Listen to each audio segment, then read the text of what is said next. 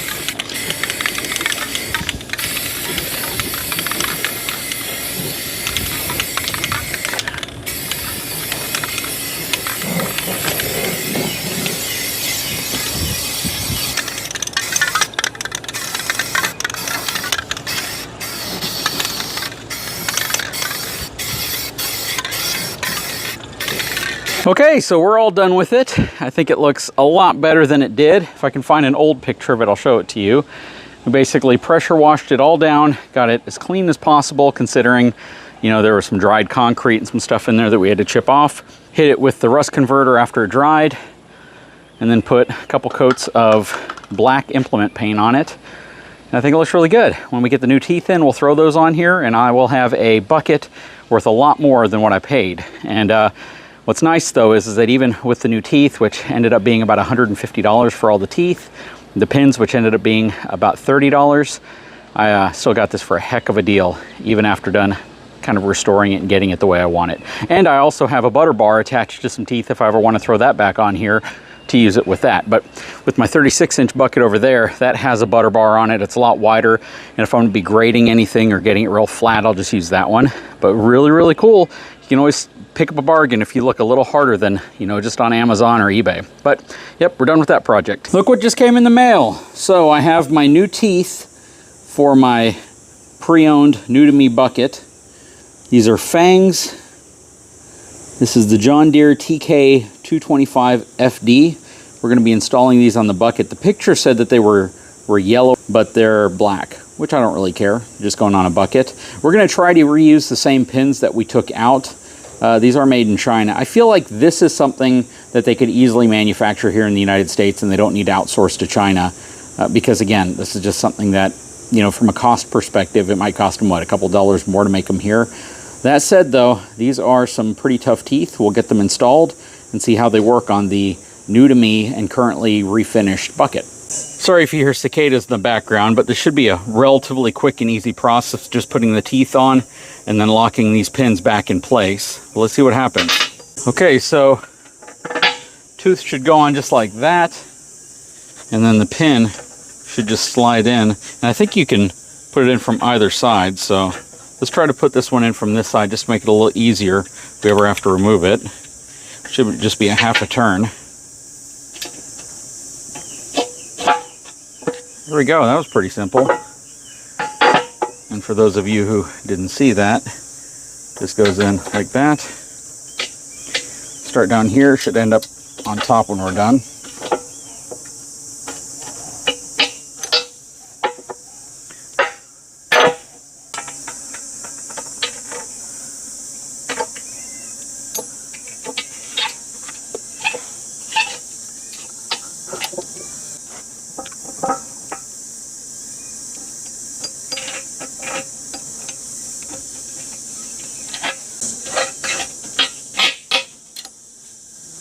Well, I gotta admit, that looks pretty dang good. We're gonna just hit the ends here with a little bit of black paint.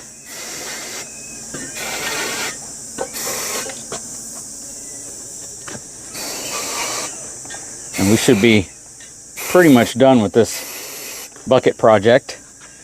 But yeah, that's pretty dang awesome. When you look up the total cost of the bucket being $250 plus the teeth and everything else we did with the rust converter and then repainting it, we probably have, you know, maybe another $200 total, including the teeth into it. So we're probably at about $450 for a bucket that is absolutely going to be super useful for us, and it's going to give me a function, which, let me show you real quick why I love the fact that I've gone to teeth on this specific one. And I'm going to show you now what it looks like to have the thumb actually curl into the teeth. So that right there gives you a lot more clamping power to clamp onto something versus hitting the butter bar that used to be there.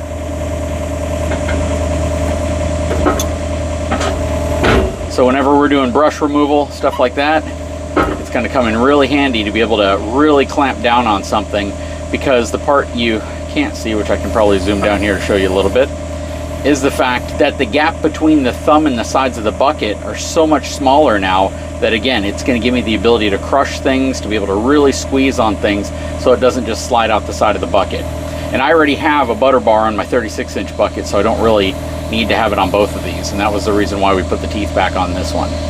So before, this gap right here and right here, this opening was way out here, so it was like that big of an opening So anything really large that you tried to kind of pinch in here could easily slide out. But now, because we're clamped in really, really nice and tight all the way around here, look at that, you can actually see how it's recessed into there.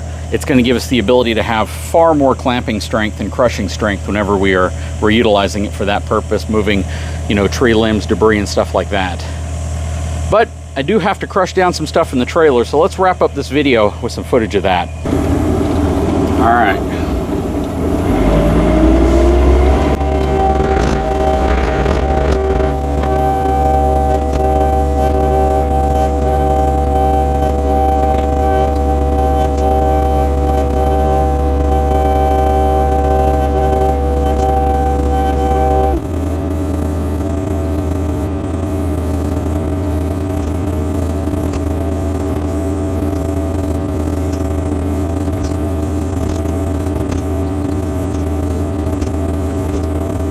Anyways, guys, sure hope you enjoyed this video. If you haven't had a chance, please take a moment, subscribe to the channel, give me a thumbs up, and we'll talk to you again very soon.